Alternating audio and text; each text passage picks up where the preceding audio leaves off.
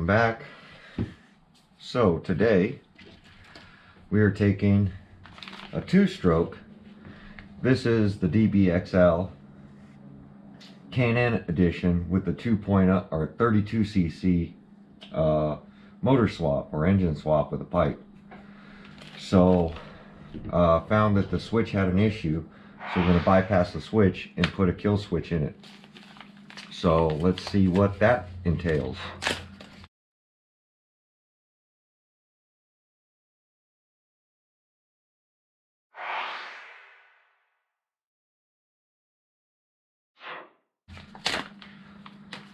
It's not something I ever did, but everybody was saying you gotta have a kill switch on this thing. So that's what we're gonna do.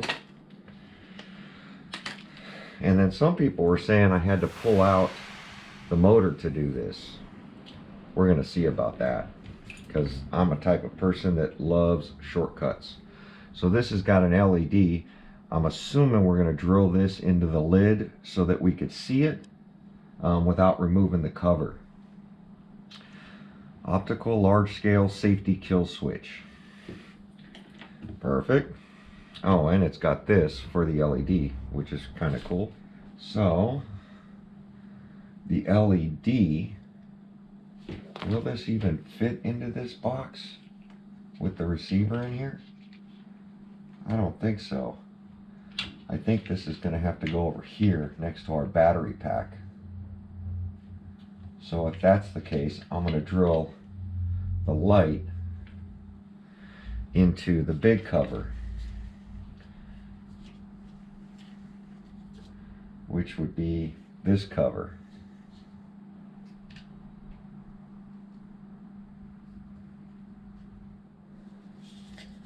So I want to say right in here would be the best spot.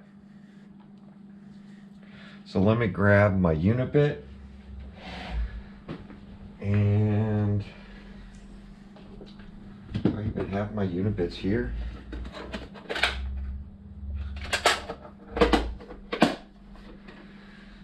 I'm going to grab a unibit. We'll be right back.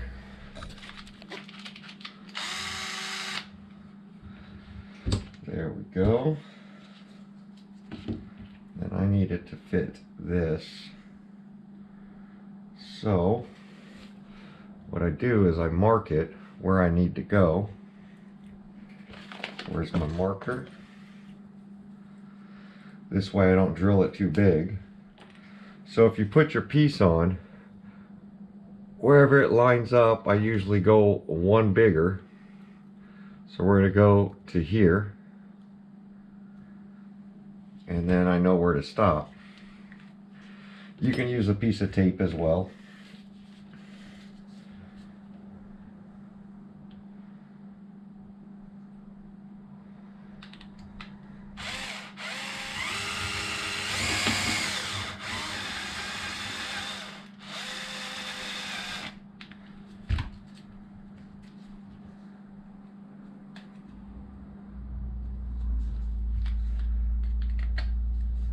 So you see our painted line is right there. I stopped right before it and checked it.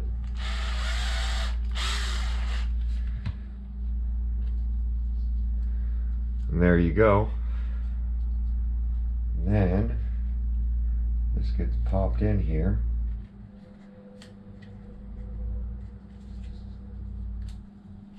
It's almost time to open up a new bottle of glue.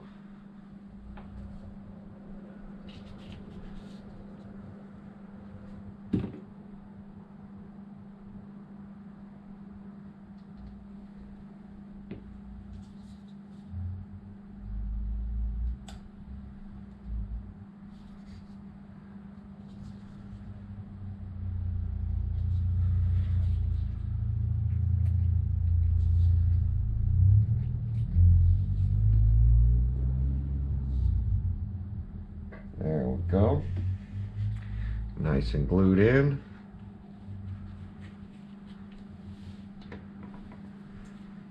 This is just an Insta set, just so I don't have to wait.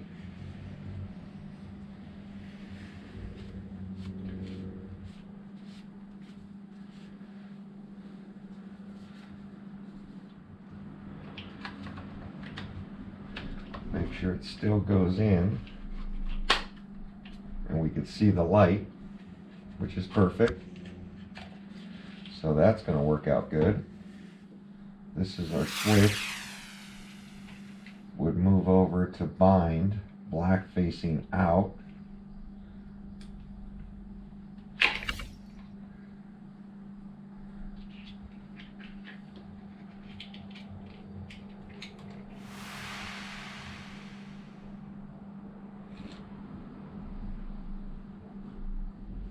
And this would go to battery.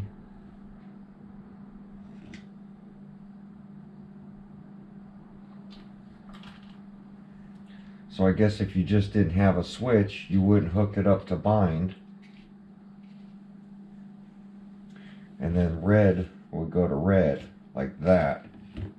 And then this we're going to install onto our ignition coil and manual kill. Well, we're going to have to get to the coil.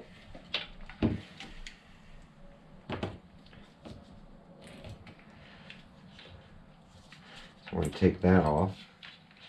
Put all this in the box for now,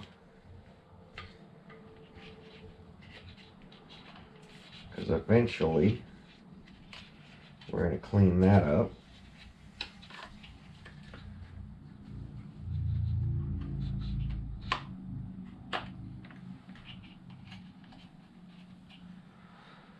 And I'm going to just stick one on this for now. Just so stuff's not bouncing around.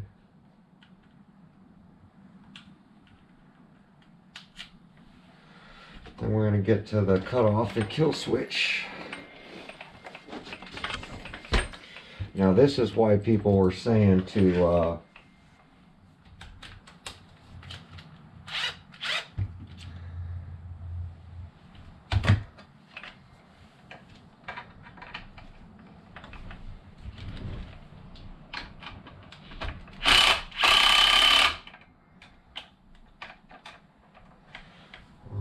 sucks.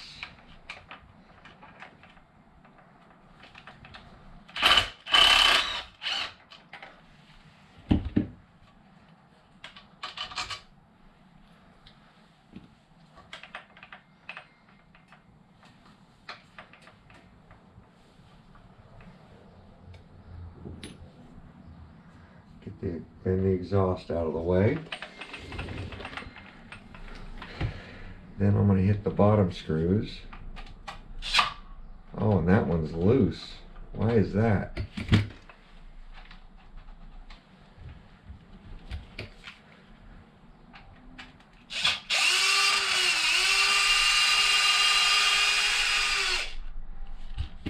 That's not good that that's loose.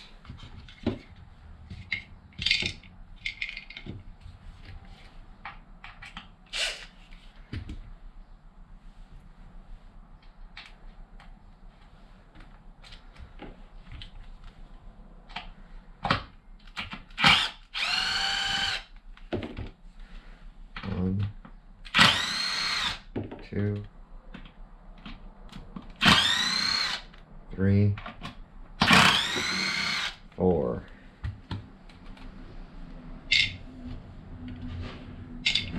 Definitely easier to pop out the motor because it's only 5 screws at the bottom.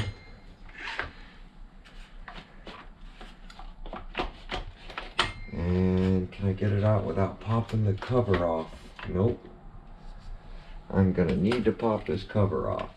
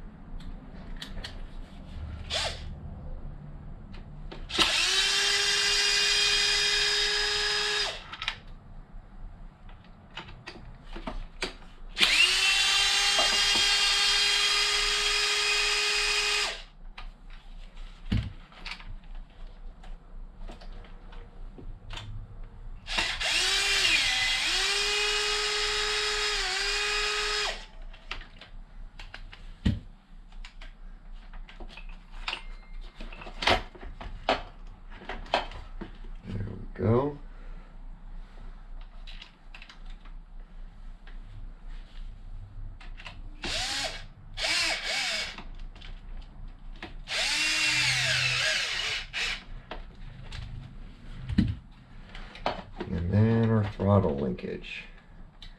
Oh, this one's got a set screw on it. Forgot that that was the aftermarket linkage.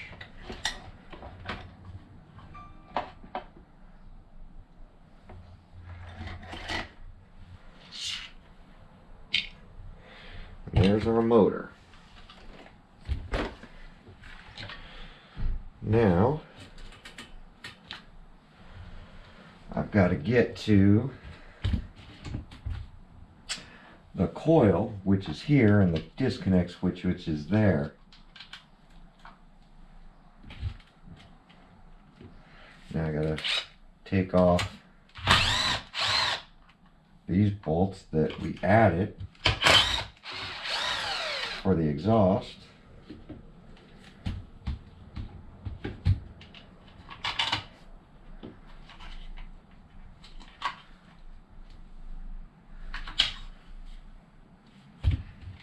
And two at the bottom. But this one's got a nut on it now, because this was an added piece for the adapter.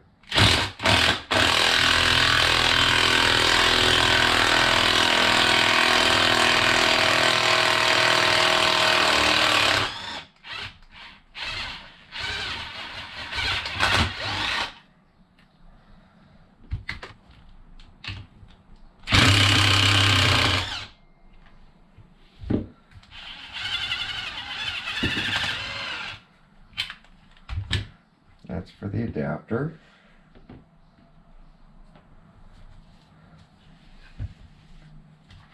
For this top.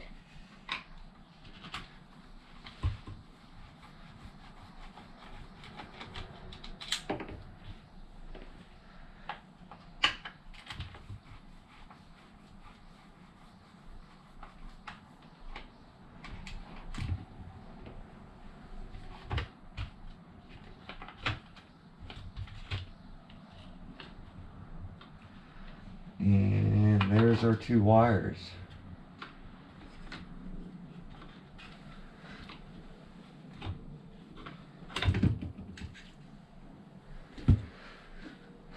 So there is a red and a black. So that's black. I'm going to have to unbolt this coil just to make it easier.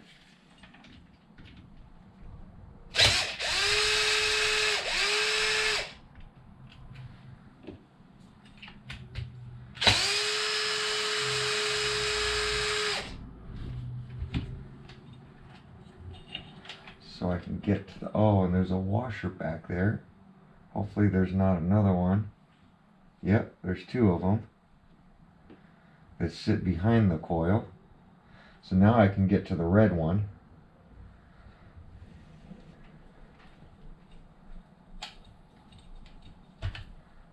So red is in the back.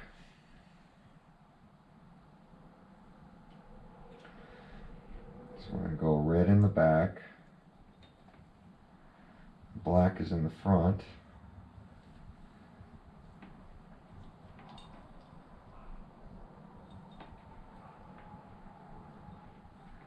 Red.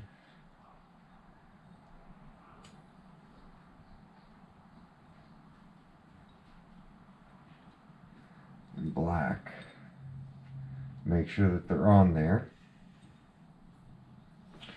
And now we can put these back. Put the bolts in so we can put the spacers on and line it up.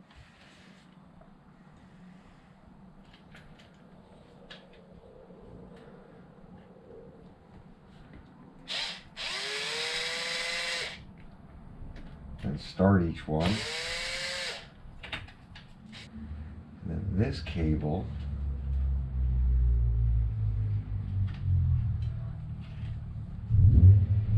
should just take this cage off, but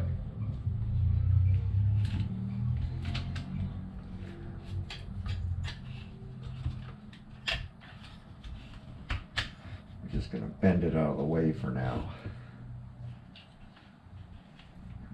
switch is right here. So red doesn't really matter. As long as red connects to black. It's just a 2-wire switch, so it really doesn't matter which way you put these. But we're going to keep it conformed to the way it was.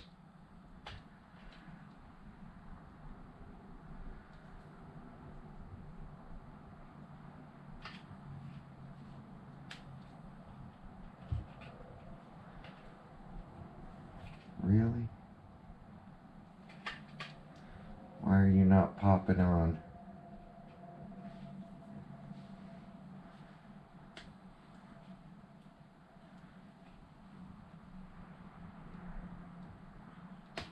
There we go. Man, that's a tight fit.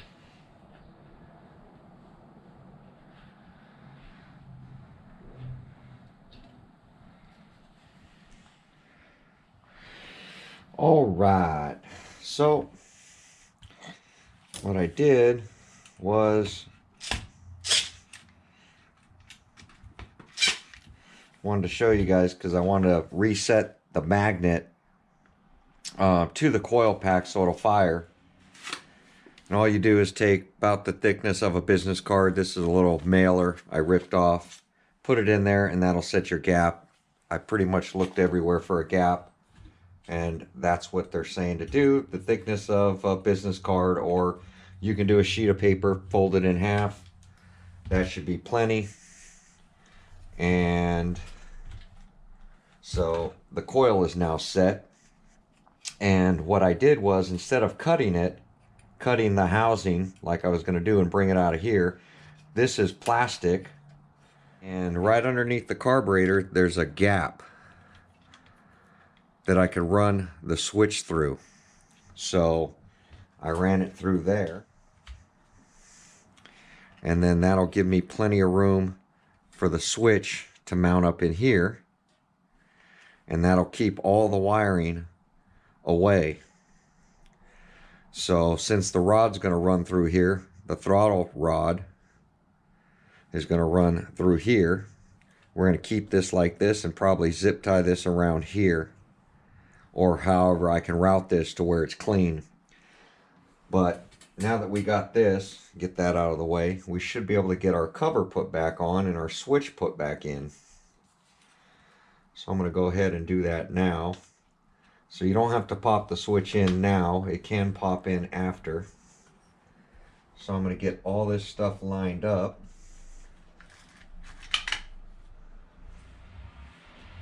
Get these screws in.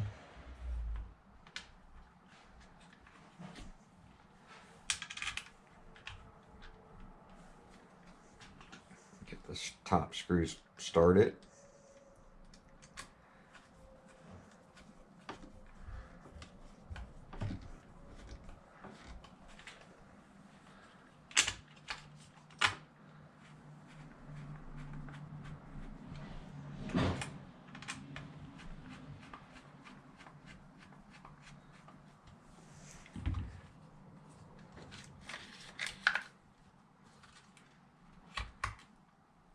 Making sure everything fits down flat.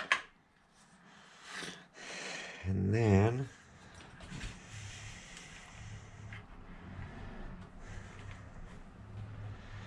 there we go. Now I guess we can put on the top part. These are all the bottoms.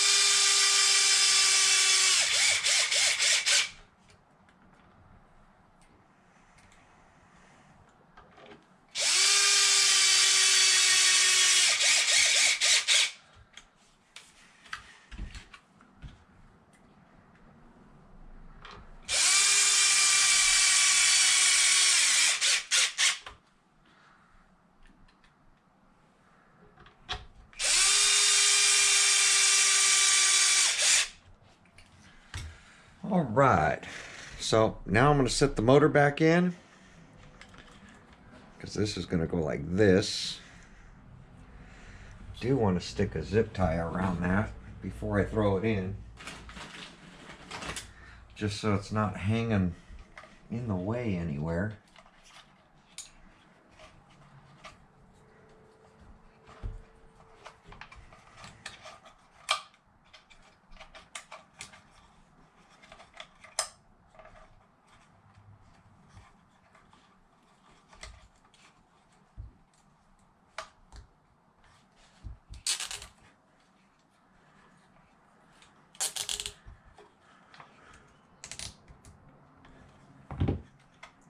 Go. Nice and tucked away.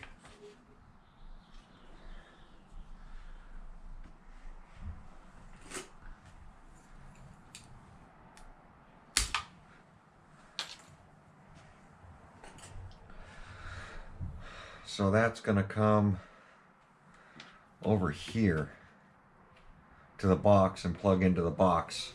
So now we'll get the motor installed. It's the 4 bolts on the bottom. You guys have seen that before. We'll be right back. All right, so got the mesh set. Got the motor back in. I think the mesh is good there. So now we're going to finish wiring up this box. So what I have to do is get the box trimmed. I'll throw a zip tie on this.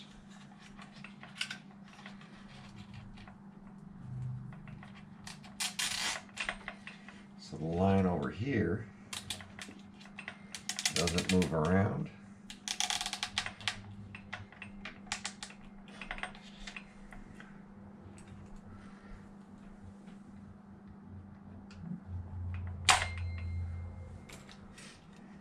And then I'm going to Dremel a little slot in here to hold the line into place.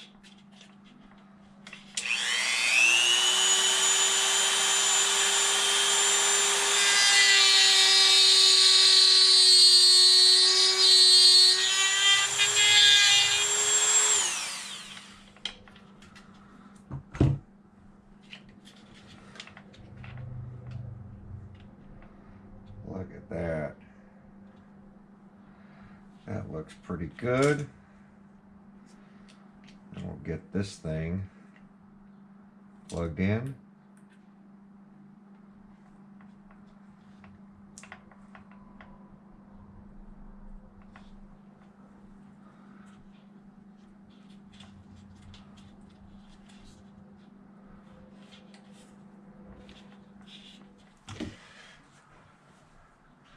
So these 1300s are what I have set up for this.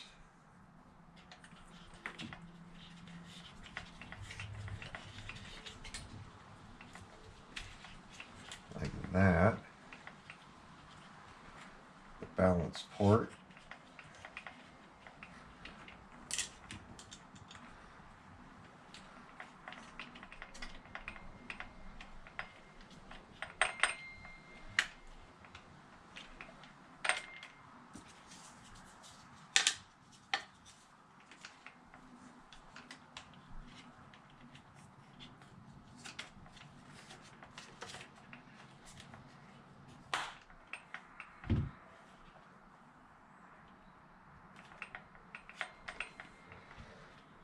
Okay.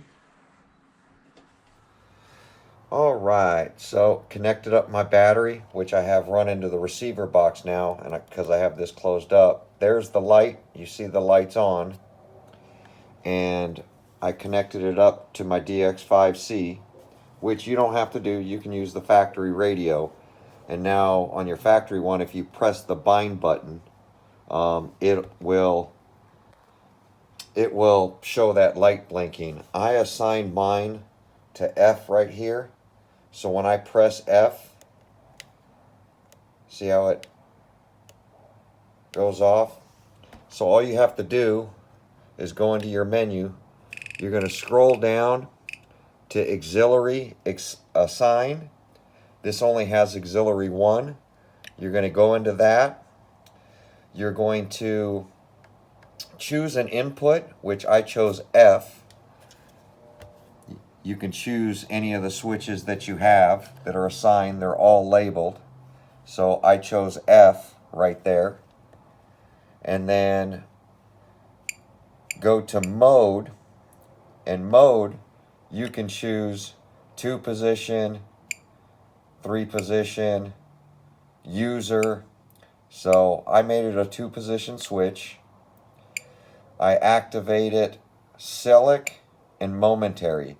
Now momentary, when you hit active, that's exactly what it'll be. When you press it, it will be momentary. But if you want it as an on and off, just select this, move it to inhibit, and then from there, this will be an on and off switch. So you hit it once, you see the light stays off.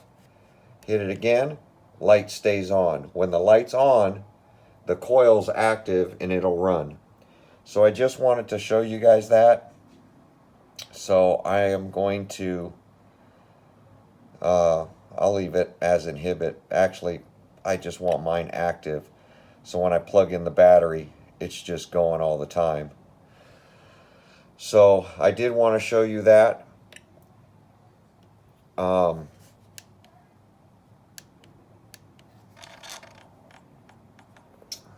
did want to show you guys that so that you can see how I wire it. Now, oh, let me turn my remote back on, or it's going to sit there and keep buzzing. Go Servox servo. But if you don't want that, then all you have to do is take your switch that's normally in the auxiliary, because one side of the switch goes to your battery plug, factory, and then the other side of your switch goes to auxiliary 1. All you do is take the one that's in auxiliary 1, move it over to bind, and you're done. Then from there, your factory remote will work, and all you have to do on the factory remote, which this one came with that, when I hit bind, it'll kill the light. So as long as you don't hit bind, the light should be red. If you're hitting bind and the light's turning on, you have the wires backwards on the bind port. Flip them around. Black should be to the outside, red should be in the middle. The signal wire, which is your bind wire, is not used. So you can use the factory remote, and bind will be your shutoff. But I wanted to put mine on the DX5C. So there you go. Like, comment, subscribe. We're going to get this thing out. Go rip it. Hopefully my runaway issues are gone. Thanks for watching.